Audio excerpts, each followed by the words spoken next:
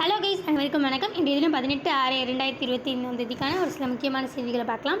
So இந்த front பேஜில் வந்து பார்த்திங்கன்னா இங்கே கொடுத்துருக்காங்களே, இது ரொம்ப இம்பார்ட்டண்டான ஒரு விஷயம் தான். Will highlight priorities of global south at G7 Modi அப்படின்ற மாதிரி மென்ஷன் பண்ணியிருக்காங்களே.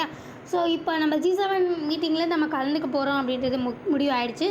நம்ம அங்கே போய்ட்டு நம்ம என்னத்தை பற்றி நம்ம ரெப்ரசன்ட் பண்ண போகிறோம், எதை பற்றி பேச போகிறோம் அப்படின்னு பார்த்திங்கன்னா, நம்ம குளோபல் சவுத்து ஃபேஸ் பண்ணுற இஷ்யூஸை பற்றி மென்ஷன் பண்ண போகிறோம் அப்படின்ற மாதிரி மென்ஷன் பண்ணியிருக்காங்க.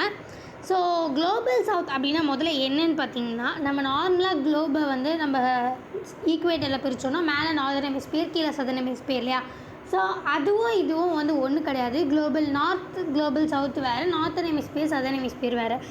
நார்த்தர்ன் ஹெமிஸ்பியர்ன்றது இந்த ஈக்குவேட்டாருக்கு மேலே இருக்கிறது நார்த்தர்ன் ஹெமிஸ்பியர், ஈக்குவேட்டாருக்கு கீழே இருக்கிறது சதர்ன் ஹெமிஸ்பியர். ஆனால் இந்த குளோபல் நார்த் சவுத் அப்படின்றது எப்படி பிரிச்சிருக்காங்கன்னு பார்த்தீங்கன்னா, குளோபல் நார்த் அப்படின்றது டெவலப்டு கண்ட்ரிஸ் எல்லாம் சேர்ந்தது குளோபல் நார்த் அப்படின்னும், டெவலப்பிங் இல்லை least developed countries global south அப்படின்னும் மென்ஷன் பண்ணியிருக்காங்க. நம்ம இந்தியா வந்து குளோபல் சவுத் கண்ட்ரீஸில் தான் வந்து வரும். ஸோ நம்மளோட குளோபல் சவுத் கண்ட்ரிஸ் என்னென்ன இஷ்யூஸ் எல்லாம் ஃபேஸ் பண்ணுறாங்க அப்படின்றத வந்து அங்கே ரெப்ளிகேட் பண்ண போகிறோம், அங்கே நம்ம வந்து ஹைலைட் பண்ணி சொல்ல போகிறோம் அப்படின்ற மாதிரி மென்ஷன் பண்ணியிருக்காங்க. ஸோ நம்ம மெயினாக என்னென்ன இஷ்யூஸ் எல்லாம் ஃபேஸ் பண்ணுறோன்னு பார்த்திங்கன்னா, மெயினாக என்விரான்மெண்டல் இஷ்யூஸ். அதாவது இப்போ நம்ம ஆல்ரெடி இப்போ டெவலப்டு கண்ட்ரிஸ்லாம் வந்து இண்டஸ்ட்ரியல் ரெவல்யூஷன் அப்படின்றது அவங்களுக்கு முடிஞ்சிருச்சு ஆல்மோஸ்ட். அவங்க எல்லாருமே வந்து பார்த்திங்கன்னா இண்டஸ்ட்ரியல் ரெவல்யூஷன் அந்த பொல்யூஷனை வந்து தாண்டி போயிட்டாங்க. ஆனால் இப்போ ரீசெண்டாக இந்த குளோபல் வார்மிங் நடந்துகிட்ருக்கும் போதே நம்ம இந்த இண்டஸ்ட்ரியை வந்து டெவலப் பண்ணுறது அப்படின்றதே நமக்கு முதல்ல மிகப்பெரிய என்விரான்மெண்டல் இஷ்யூவாக இருக்குது. அப்படியே ஒரு வேளை நம்ம பண்ண ட்ரை பண்ணாலும் அதுக்கான கரெக்டான டெக்னாலஜியோ இல்லை அதுக்கான ஃபண்ட்ஸோ வந்து பார்த்திங்கன்னா டெவலப்டு கண்ட்ரீஸ் கிட்டேருந்து கிடைச்சா நல்லாயிருக்கும் அப்படின்ற மாதிரியும் மென்ஷன் பண்ணுறாங்க. இது தாண்டி நம்மளுடைய லீஸ்ட் டெவலப்பிங் கண்ட்ரீஸ் அந்த டெவலப்பிங் கண்ட்ரீஸில் பாப்புலேஷன் வந்து பார்த்திங்கன்னா ரொம்ப அதிகமாக இருக்கும். ஸோ இதுவுமே ஒரு இஷ்யூ தான். இது தாண்டி வந்து பாப்புலேஷன் அதிகமாக இருக்கிறதுனால அதுவும் பாவர்ட்டி, ஹங்கர், மால்நியூட்ரிஷன் இது எல்லாமே அதிகமாக இருக்குது. அண்ட் தென் லிட்ரஸி, நம்மளுடைய எஜுகேஷன் குவாலிட்டி வந்து பார்த்திங்கன்னா கொஞ்சம் கம்மியாக இருக்குது. இது தாண்டி ஹெல்த்து ஆக்சஸ், நம்மளால் டக்குன்னு ஏதாச்சும் ஹெல்த் ஆக்சஸ் பண்ண முடியுமான்னு பார்த்திங்கன்னா ரொம்ப கஷ்டமாக இருக்குது. அங்கே டெவலப்டு கண்ட்ரீஸில் இருக்க மாதிரியான நமக்கு இன்ஃப்ராஸ்ட்ரக்சர்ஸ் அதெல்லாம் இல்லை. அந்த நிறைய ஸ்டாண்டர்ட்ஸ் ஆஃப் லிவிங்குமே வந்து பார்த்திங்கன்னா இங்கெல்லாம் கம்மியாக இருக்கும். செக்யூரிட்டி இஷ்யூஸ், இப்போ டெவலப்டு கண்ட்ரீஸ்லாம் நிறையவே பெரிய பெரிய டெக்னாலஜி, டிஃபென்ஸ் டெக்னாலஜிஸ்லாம் நல்லாவே வச்சுருப்பாங்க. ஸோ ஆனால் நம்மக்கிட்ட வந்து பார்த்திங்கன்னா கொஞ்சம் அவங்கள கம்பேர் பண்ணும்போது நம்ம இன்னுமே நிறைய டெவலப் பண்ணோம் அப்படின்ற ஒரு லேகிங்லேயே தான் இருப்போம். ஸோ அந்த செக்யூரிட்டி இஷ்யூஸ்லேயும் சரி, இல்லை இன்வெஸ்ட்மெண்ட், அவங்க நிறைய இன்வெஸ்ட் பண்ணுவாங்க, நிறைய ப்ரைவேட் கம்பெனிஸ் நிறைய வரும். ஸோ ஸ்பேஸ்லையுமே வந்து பார்த்திங்கன்னா USA அந்த மாதிரியான டெவலப்டு கண்ட்ரீஸ்லாம் வந்து பார்த்திங்கன்னா ப்ரைவேட்டாகவே எடுக்கிறாங்க. பட் ஆனால் நம்மளுடைய இந்தியாவிலலாம் வந்து பார்த்திங்கன்னா அந்த மாதிரி கிடையாது இல்லையா. ஸோ இந்த மாதிரியான இஷ்யூஸ் எல்லாம் வந்து குளோபல் சவுத் நாங்கள் ஃபேஸ் பண்ணிகிட்ருக்கோம் அப்படின்றத G7 மீட்டிங்கில் நம்மளோட பிரதமர் மோடி அவர்கள் ஹைலைட் பண்ண போகிறதா மென்ஷன் பண்ணியிருக்காங்க.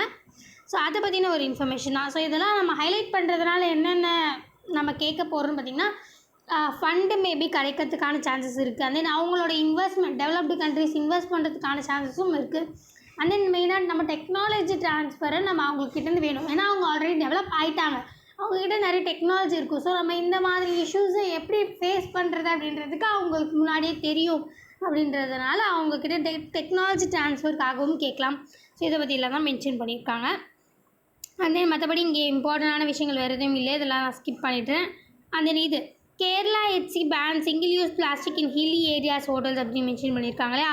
இந்த பிக்சரை பார்த்திங்கனாலே தெரியும், அங்கே இருக்கிற கேரளா சைட்லலாம் வந்து பார்த்திங்கன்னா நிறைய ஹில்லி ஏரியாஸில் எலஃபேண்ட் கிராஸ்லாம் அங்கே இருக்கு இல்லையா, முதுமலை அந்த மாதிரி எலஃபேண்ட் கிராஸ்லாம்.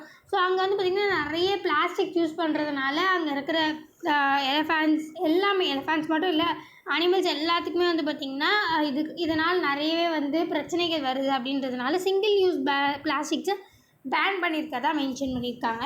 இது வந்து October 2 வந்து எஃபெக்டிவாக வரப்போகுது அப்படின்றதையும் மென்ஷன் பண்ணியிருக்காங்க. ஸோ இதில் ஆல்மோஸ்ட் நம்ம பிளாஸ்டிக் எரிக்கிறதுனாலே வந்து பார்த்திங்கன்னா 5 to 10% அந்த பிளாஸ்டிக் பர்ன் பண்ணும்போதே ஒரு மாதிரியான ரொம்ப க்ரீன் ஹவுஸ் கேஸஸ்லாம் எமிட் ஆகும் இல்லையா, கார்பன் டை ஆக்சைட்லேருந்து. இது தாண்டி ஸ்மெல்லுமே வந்து ஒரு மாதிரி தான் இருக்கும். ஸோ கிட்டத்தட்ட 5 to 10% of greenhouse gases வந்து பார்த்திங்கன்னா இப்போ 2050 மோஸ்ட்லி 5 to 10% வந்து இந்த பிளாஸ்டிக்கோட அந்த சுவாசம் தான் வந்து பார்த்திங்கன்னா கான்ட்ரிபியூட் பண்ணும் அப்படின்ற மாதிரி மென்ஷன் பண்ணியிருக்காங்க.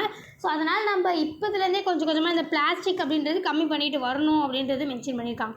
சிங்கிள் யூஸ் பிளாஸ்டிக் அப்படின்ற போது நம்ம எல்லாருக்குமே தெரியும், டே டு டே லைஃப்பில் இந்த சின்ன சின்ன ஷாம்பு பேக்கெட்ஸில் இந்த டிட்டர்ஜென்ட்ஸு காஸ்மெட்டிக் நிறைய குட்டி குட்டியாக நம்ம இருக்கிறது எல்லாமே பிளாஸ்டிக் பேக்கெட்ஸில் தான். நம்ம டக்குன்ட்டு ஒரு பேக்கிங்னாலே ஃபுட் பேக்கிங்லேருந்து நார்மல் காஸ்மெட்டிக்ஸ் எல்லாமே வந்து பார்த்திங்கன்னா பிளாஸ்டிக் பேக்கிங் தான் நம்ம மோஸ்ட்லி ப்ரிஃபர் பண்ணுறோம்.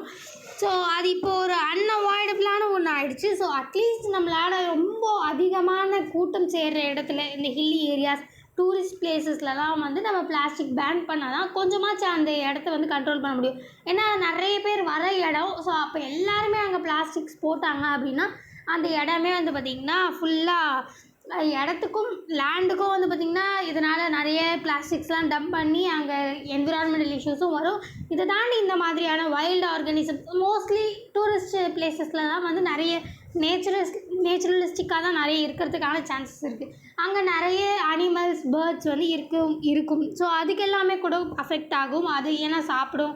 ஸோ இந்த மாதிரியான பல விஷயங்கள் நம்ம நியூஸில் நிறைய பார்த்துருப்போம் இல்லையா. அனிமல்ஸ்லாம் நிறைய கட் பண்ணி பார்க்கும்போது இவ்வளோ பிளாஸ்டிக்ஸ் இருக்குது அப்படின்ற மாதிரி. ஸோ இந்த மாதிரியான இஷ்யூஸை தடுக்கிறதுக்காக சிங்கிள் யூஸ் பிளாஸ்டிக்கை October 2 கேரளாவில், அது மெயினாக இந்த ஹில்லி ஏரியாஸில் அந்த மூணார் சைட், ஸோ அந்த மாதிரியான சைட்ஸில் பேன் பண்ண போகிறதா மென்ஷன் பண்ணியிருக்காங்க.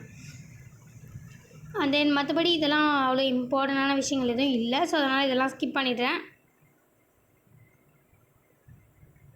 அண்ட் தென் இது India increased it's nuclear warhead count to 180 in 2024 SIPRI report அப்படின்னு கொடுத்துருக்காங்களே. அதாவது சிப்ரி ரிப்போர்ட் அப்படின்றவங்க என்ன பண்ணுவாங்கன்னு பார்த்திங்கன்னா, வருஷம் இந்த வார்ஹெட், அதாவது நியூக்ளியர் வார்ஹெட் எல்லா கண்ட்ரீஸ்லையும் எவ்வளோ இருக்குது அப்படின்றத கவுண்டிங் எடுத்து எஸ்டாப்ளிஷ் பண்ணுவாங்க. வார்ஹெட் அப்படின்னா என்னென்னு பார்த்திங்கன்னா, பாம், இந்த அட்டாமிக் பாம்லாம் போடுறோம் இல்லையா, நியூக்ளியர் பாம், அதுதான். ஸோ நம்ம ஹைட்ரஜன் ஆட்டம்ஸாலேயோ இல்லை நியூக்ளியர் மெட்டீரியல்ஸாலேயோ நம்ம ப்ரிப்பேர் பண்ணுற நியூக்ளியர் பாம்ஸ் தான் வந்து வார்ஹெட் அப்படின்றது. ஸோ நம்மளோட இந்தியாவில் 2024 பிரகாரம் 180 நம்ம வந்து வார்ஹெட் வச்சிட்ருக்கோம் அப்படின்ற மாதிரி இங்கே மென்ஷன் பண்ணியிருக்காங்க. நம்மளுடைய வார்ஹெட் கவுண்டிங் நம்ம கொஞ்சம் இன்க்ரீஸ் பண்ணிகிட்டே இருக்கோம் அப்படின்றதையும் மென்ஷன் பண்ணியிருக்காங்க. ஏன்னு பார்த்திங்கன்னா, நம்ம எல்லாருக்குமே தெரியும், இப்போ ரீசெண்டாக நிறையவே நம்மளோட நெய்பரிங் கண்ட்ரீஸ்லேயே வந்து பார்த்திங்கன்னா ஃபுல்லாக பாகிஸ்தான் அண்ட் தென் சைனாவுமே நம்மளுடைய கொஞ்சம் எனிமி கண்ட்ரீஸாக இருக்குது. இது தாண்டி இப்போது பங்களாதேஷ்மே வந்து கொஞ்சம் ப்ரோ சைனாவாக ஆக்ட் பண்ண ஆரம்பிச்சிருச்சு இப்போ ரீசெண்டாக வந்து ஆட்சி மாறினதுனால. ஸோ அண்ட் தென் இந்த பக்கம் மியான்மார்லேருந்தும் நிறைய இன்சர்ஜென்சிஸ், நிறைய பேர் தேவையில்லாதவங்கெல்லாம் வந்து நிறைய நமக்கு டெரரிசம் அண்ட் தென் அங்கே நிறையவே வந்து பார்த்திங்கன்னா செக்யூரிட்டிஸ், சைபர் கிரைம்ஸ், இந்த மாதிரி பல விஷயங்கள் ஈடுபடுறாங்க. ஸோ இதனால் நம்மளோட நெய்பரிங் கண்ட்ரீஸ்லேருந்தே நம்ம நிறைய அட்டாக்ஸ் வருது அப்படின்றதுனால நம்மளுடைய வெப்பன்ஸை நம்ம இன்க்ரீஸ் பண்ணணும் அப்படின்றதுல நமக்கு சந்தேகமே இல்லை. ஏன்னா சடனாக எந்த இடத்துல டக்குன்னு எப்படி வார் வரும் அப்படின்றது நமக்கு தெரியல. ஆனால் நம்ம என்ன தான் நம்மளுடைய இது இன்க்ரீஸ் பண்ணாலும் நம்ம இந்தியாவுக்குன்னு ஒரு பாலிசி இருக்குது. அதாவது to not first use policy அப்படின்றது. அதாவது நம்மளா வார் எடுத்துகிட்டு போயிட்டு நம்ம வந்து நம்மளுடைய நியூக்ளியர் வெப்பன்ஸை நம்ம எப்போவுமே யூஸ் பண்ண மாட்டோம் அப்படின்ற மாதிரி நம்மளுக்கு ஒரு பாலிசி இருக்குது.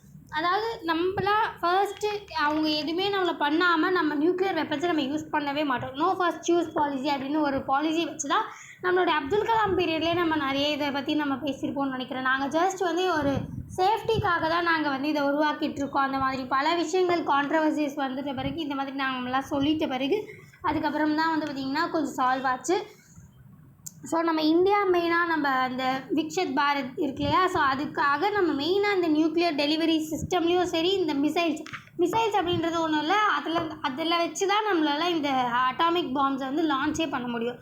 ஸோ அதாவது ராக்கெட்ஸ் அப்படின்றது அட்மாஸ்பியரை தாண்டி போகிறது, மிசைல்ஸ் அப்படின்றது அட்மாஸ்பியர் தாண்டியெல்லாம் போகாமல் இங்கேருந்து பக்கத்து கண்ட்ரியில் ஏதாச்சும் போடுறது. ஸோ அந்த மாதிரியான விஷயத்துக்காக யூஸ் பண்ணுறது மிசைல்ஸ்.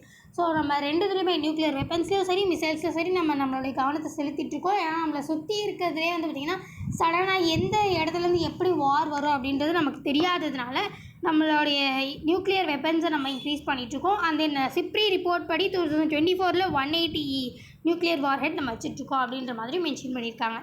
அண்ட் தென் இதை தாண்டி இங்கெல்லாம் அவ்வளோ இது இம்பார்ட்டண்டான விஷயங்கள் இல்லை. ஸோ இதெல்லாம் ஸ்கிப் பண்ணிவிட்டு தென் ஈஸிங் ப்ரைஸஸ். ஸோ இது ஆக்சுவலி எதை பற்றி மென்ஷன் பண்ணியிருக்காங்கன்னா, நம்ம இப்போ கொஞ்சம் நாட்களாகவே நிறைய பற்றி ரீட்டைல் இன்ஃப்ளேஷன் பற்றி நம்ம நிறைய பேசியிருக்கோம். ரீட்டைல் இன்ஃப்ளேஷன் கொஞ்சம் கம்மியாச்சு அப்படின்ற மாதிரியும் நம்ம பேசியிருந்துருக்கோம். பட் ஆனால் இப்போது மறுபடியும் இன்க்ரீஸ் ஆகிறதுக்கான சான்சஸ் நிறைய இருக்குது. ஏன்னா இந்த இஸ்ரேல் ஈரான் வாரால், ஏன்னா வந்து ஆயில் ப்ரைஸஸ் இன்க்ரீஸ் ஆனால் மோஸ்ட்லி எல்லாத்தோட ப்ரைஸஸும் இன்க்ரீஸ் ஆகிறதுக்கான சான்சஸ் நிறையவே இருக்குது. ஏன்னா நம்மளுடைய டிரான்ஸ்போர்ட்டேஷனே வந்து ஆயில் பேஸ்டாக தானே இருக்குது. ஸோ அதனால் மோஸ்ட்லி வந்து பார்த்திங்கன்னா இதுக்கான இன்க்ரீஸ் ஆன சான்சஸ் வந்து நிறைய இருக்குது. பட் ஆனால் இப்போ ரீசெண்டாக ப்ரெசென்ட்டாக பார்த்தோன்னா ரீட்டைல் இன்ஃப்ளேஷன் அப்படின்றது கம்மியாகிருக்கு. இதற்கான ரீசன் என்னென்னு பார்த்திங்கன்னா, இப்போது சப்ளை வந்து பார்த்திங்கன்னா அதிகமாக இருக்குது, மார்க்கெட்டில் சப்ளை அதிகமாக இருக்குது. கொஞ்சம் டிமாண்டு கம்மியாக இருந்தாலும் வந்து இந்த ரீட்டைல் இன்ஃப்ளேஷன் அப்படின்றது கம்மியாகும்.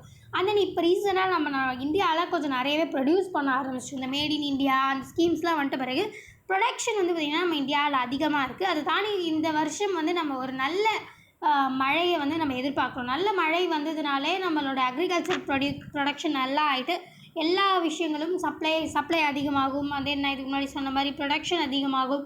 இதனால் அதுக்கான இன்ஃப்ளேஷன் வந்து பார்த்திங்கன்னா கம்மியாகும். இந்த மாதிரி பல விஷயங்கள் காரணமே நம்மளோட மெயினாக பேசிக் நம்மள அக்ரிகல்ச்சரல் ப்ராடக்ட்ஸ் தான். ஸோ இப்போ குட் ரெயின்ஃபால் நம்ம எக்ஸ்பெக்ட் பண்ணுறதுனால மோஸ்ட்லி நிறைய அக்ரிகல்ச்சரல் ப்ராஃபிட் ஆகிறதுக்கான நிறைய சான்சஸ் இருக்குது. அப்படின்றதுனால இன்ஃப்ளேஷன் கொஞ்சம் கொஞ்சமாக கம்மியாகிட்டு வருது. ஸோ இதை தாண்டி வந்து பார்த்திங்கன்னா வேறு எப்பப்பெல்லாம் இது இன்ஃப்ளேஷன் அப்படின்றது கம்மியாகும் பார்த்திங்கன்னா, நம்மளுடைய ரா மெட்டீரியல்ஸ் ஒரு இன்கேஸ் நமக்கு தேவையான ரா மெட்டீரியல்ஸ், இப்போ நம்ம எக்ஸாம்பிள் நம்மளுடைய இந்தியா வந்து நல்லாவே மெடிசன்ஸ் எல்லாம் நல்லா ஃபார்மக்யூட்டிக்கல் சைடில் நம்ம இந்தியா வந்து நிறையவே ஃபார்மக்யூட்டிக்கல் நம்மளுடைய இந்தியா. ஆனால் நம்ம வந்து ஏபிஐ, அதாவது அந்த ஆக்டிவ் ஃபார்மக்யூட்டிக்கல் இன்க்ரீடியன்ட், அதாவது முக்கியமான அந்த மெடிசன்ஸை வந்து பார்த்திங்கன்னா நம்ம உருவாக்குறது கிடையாது. நம்ம அதை சைனாலேருந்து தான் இம்போர்ட் பண்ணுறோம். அதை தாண்டி நம்ம ஒரு சில அந்த பவுடர்ஸ் அதெல்லாம் வச்சு நம்ம அதை பேக் பண்ணி தானே டேப்லெட்னால் வந்து அது ஒரு ஃபார்மில் இருக்கும் இல்லையா. ஸோ ஆக்டிவ் இன்க்ரீடியண்ட் அப்படின்றது நம்ம தயாரிக்கிறது கிடையாது. பட் ஆனால் அது கூட சேர்க்குற பவுடர்ஸ், ஸோ அதை ஒரு அந்த ஃபார்மில் மாற்றுறது, பெலட்ஸ் ஃபார்மில் மாற்றுறதுக்கான எல்லா விஷயங்களும் நம்ம தான் பண்ணுறோம். ஸோ நிறையவே நம்ம பண்ணுறோம் ஃபார்மக்யூட்டிக்கல் சைடில். ஸோ அந்த மாதிரியான இன்கேஸ் நம்ம இப்போ இந்த கோவிட் டைம்லலாம் இந்த ஏபிஐ அப்படின்றத வந்து சைனாலேருந்து அவங்க அனுப்பவே இல்லை.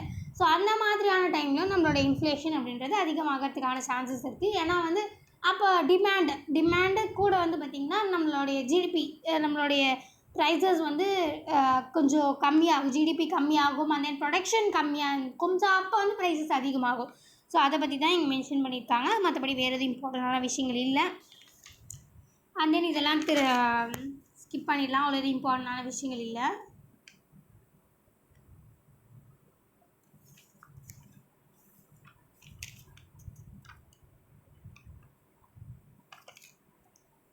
Okay fine. இது இந்த விஷயம் மட்டும் நான் இங்கே விட்டுட்டேன். ஸோ இங்கே வந்து பார்த்திங்கன்னா army team leaves for India France joint exercise அப்படின்னு மென்ஷன் பண்ணியிருக்காங்களே.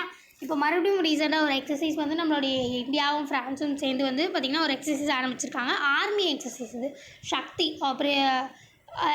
சக்தி எக்ஸசைஸ் அப்படின்றது. ஸோ இந்தியா அண்ட் ஃப்ரான்ஸில் இந்த வாட்டி நடக்க போகுது 2025. இப்போ 2025 தானே. ஸோ ஃப்ரான்ஸில் 2025 நடந்ததுன்னா 2027 கிட்ட நம்ம இந்தியாவில் நடக்கும். ஸோ அந்த மாதிரியான ஒரு பைலேட்ரல் அக்ரிமெண்ட் தான் இது.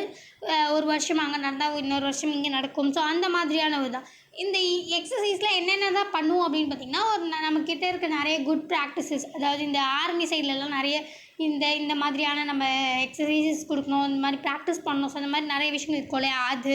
அண்ட் தென் டெக்னாலஜி, ஏன்னா அவங்க ஃப்ரான்ஸ்லாம் வந்து பார்த்திங்கன்னா டெவலப்டு கண்ட்ரிஸ். ஸோ அங்கே போய்ட்டு நம்ம கற்றுட்டு வர வேண்டியதும் நிறையவே இருக்கும். ஏன்னா அவங்களோட டெக்னாலஜிஸ்லாம் கொஞ்சம் மேபி நல்லாவும் இருக்கலாம். இன்கேஸ் நல்லா இருந்தால் நம்ம ஏதாச்சும் நல்ல ஒரு அக்ரிமெண்ட்லாம் கூட நம்ம ஏன்னா நம்ம ஃப்ரெண்ட்லியாக தானே இருக்கும். ஸோ அக்ரிமெண்ட் வச்சு நம்ம ஏதாச்சும் அதை நம்ம தேவையான டைம் நம்ம இம்போர்ட் பண்ணிக்கலாம். ஸோ இந்த மாதிரியான டெக்னாலஜி ட்ரான்ஸ்ஃபரும் பண்ணலாம். அண்ட் தென் இதை தாண்டி சிவில் டிஃபென்ஸ் மார்க்கிள்ஸ், ஸோ இந்த மாதிரி நிறைய ட்ரான்ஸ்ஃபர், இந்த குட் ப்ராக்டிசஸ் ஆகட்டும் சரி, டெக்னாலஜி ஆகட்டும் சரி, வெப்பன்ஸ் ஆகட்டும் சரி, சோல்ஜர்ஸ் ஆகட்டும் சரி, இந்த மாதிரி பல விஷயங்களுக்கான ட்ரான்ஸ்ஃபர் வந்து பார்த்திங்கன்னா நடக்கும் இந்த ஜாயிண்ட் எக்ஸசைஸ். அப்போது எல்லோரும் சேர்ந்து ஒன்றா வந்து பார்த்திங்கன்னா எல்லாமே பண்ணுறது அப்படிதான் இந்த எக்ஸசைஸ் அப்படின்றது. ஸோ இப்போ நம்மளுடைய ஜூன் 18 பார்த்திங்கன்னா ஜூலை 1 வரைக்கும் இது வந்து ஃப்ரான்ஸில் நடக்க போகுது. ஸோ ஆல்மோஸ்ட் அங்கே வந்து இறங்கிட்டாங்க அப்படின்றது தான் மென்ஷன் பண்ணியிருக்காங்க. மற்றபடி வேறு எதுவும் இம்பார்ட்டண்டான விஷயங்கள் இங்கே இல்லை.